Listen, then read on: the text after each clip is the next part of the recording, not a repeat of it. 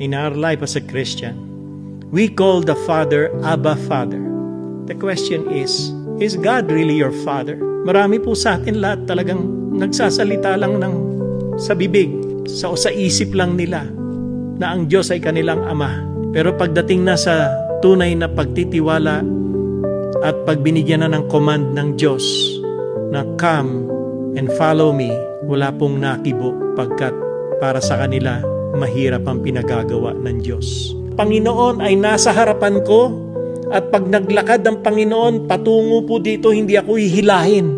Kung hindi patungo dito, nakatingin lang ako sa Kanya, nakafocus ako sa Kanya, and I shall not be shaken. Pabalik dito ang aking dadaanan na hindi ko nakikita kung saan ako dadalhin, kung saan ako pupunta.